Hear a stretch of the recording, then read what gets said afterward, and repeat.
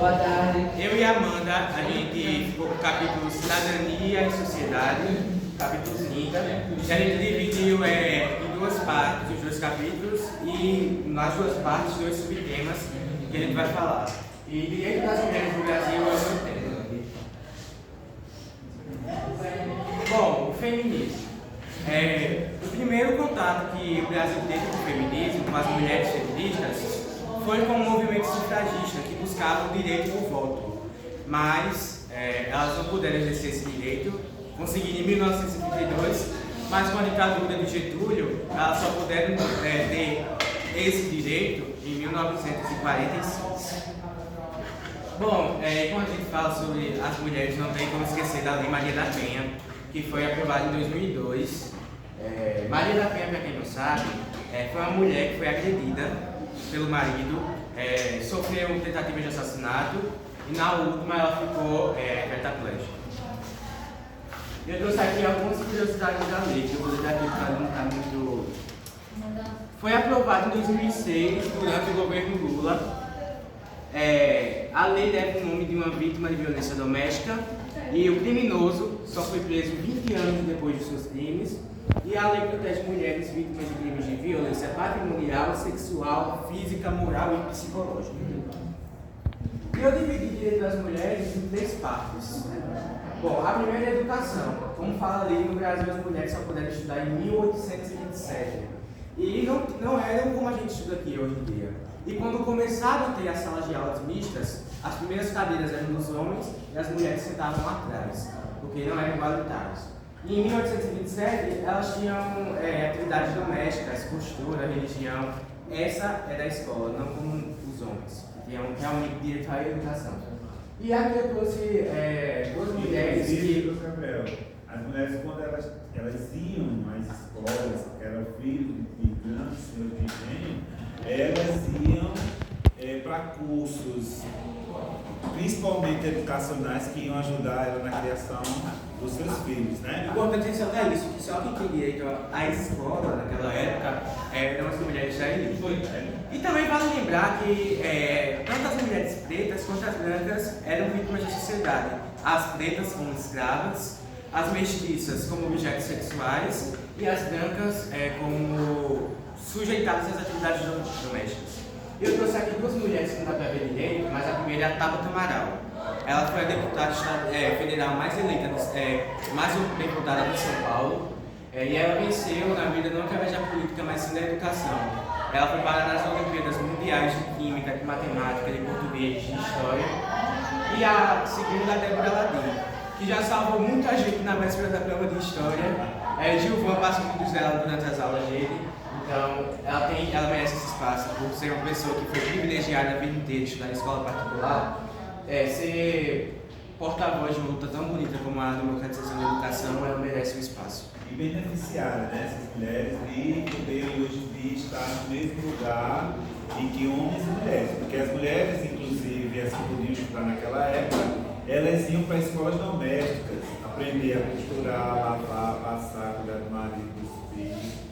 Só essas atividades, escolas destinadas exclusivamente para essas atividades. Bom, o segundo aspecto que eu citei foi a política. Aqui eu trouxe a Simone Tebet, que eu acho que muita gente não conhecia antes das eleições, e foi uma coisa assim, literalmente incrível. Ela foi a terceira candidata mais votada por uma pessoa que eu não conhecia. E eu trouxe aqui a Dilma Rousseff, ela está sendo aqui interrogada durante a ditadura. E as mulheres, como eu falei, só puderam ter o direito ao voto em 1932 e não exerceram por conta de uma ditadura. E para quem não sabe, as mulheres são 52% da nossa população e são muito pouco representadas nos cargos legislativos e executivos. Não é à toa que só tivemos uma mulher presidente durante toda a história. E na capa do capítulo fala sobre... Posso dar uma olhada de como é o nome da mulher? A Alzira Soriano, que foi a primeira mulher latino-americana eleita prefeita. A primeira mulher latino-americana prefeita foi uma brasileira. Bom, e o terceiro aspecto é a arte. Aqui eu trouxe 5 cantoras.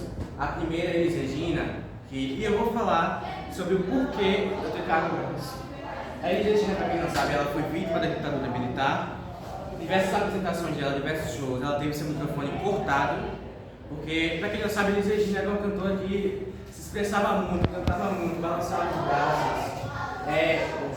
As outras três são as patroas, que pelo segundo ano estão sendo indicadas ao Grilo Latino com o álbum Patroas 35%, hoje chamado de Festa das Patroas, porque perderam na justiça o nome Patroas, porque uma pessoa já tinha registrado em 2011. E a terceira é a Juliette, conhecida pelo Big Brother, e a cantora com o EP com mais números de pré-saves na história do Spotify. E essas perguntas aqui eu quero que vocês respondam comigo depois que eu mostrar o vídeo delas cantando. Então, como é que sai aqui? Como é que sai aqui, gente?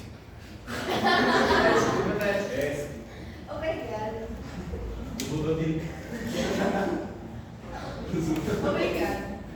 Pronto, eu vou passar os vídeos delas cantando aqui. Primeiro, eu acho que é da Elis Regina.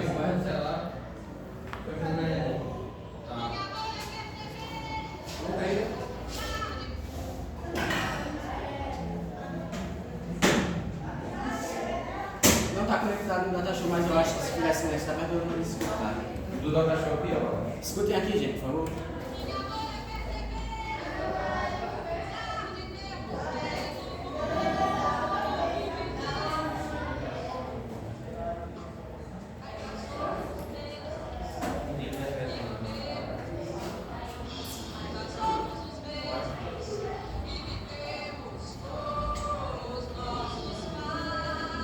Essa música foi um grito da ditadura militar, foi censurada pela ditadura, por isso que eu trouxe ela, porque Elis foi marcada por uma ditadura militar.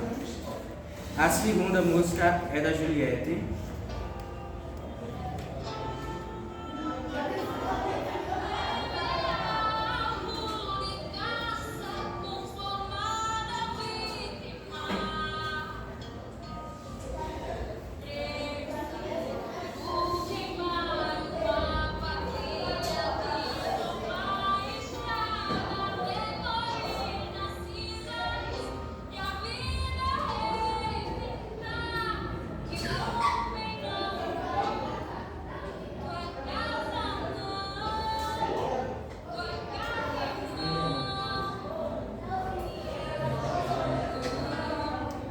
A terceira música é das Patroas.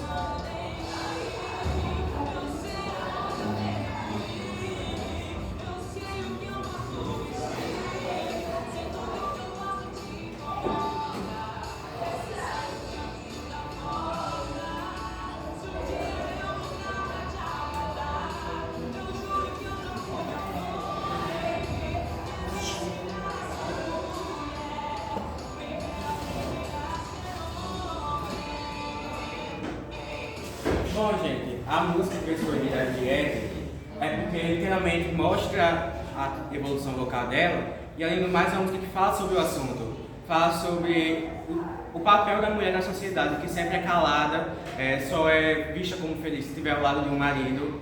E a música fala: o homem não me define, minha carne não me define, a minha casa não me define, eu sou o meu próprio lar. E a música das Patroas fala literalmente sobre violência doméstica.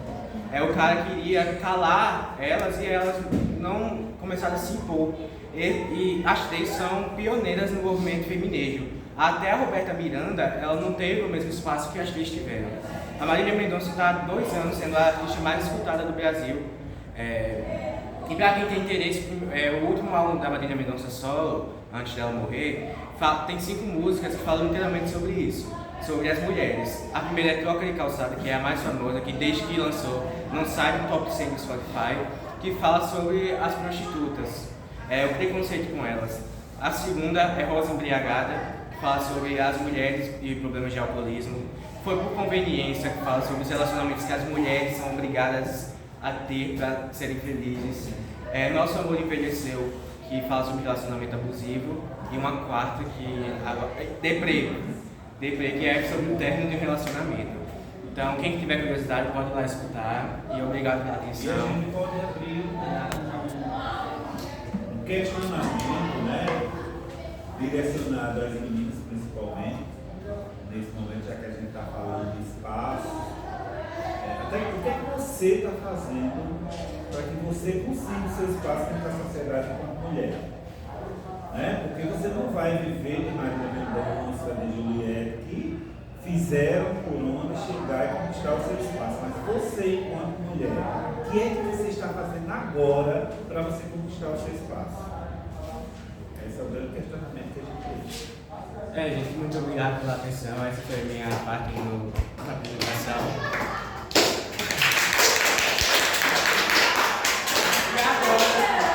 Agora, obrigado! Daqui a Amanda continua falando sobre a mesma coisa a nível de mundo. Obrigada. Obrigado pela atenção, viu, gente?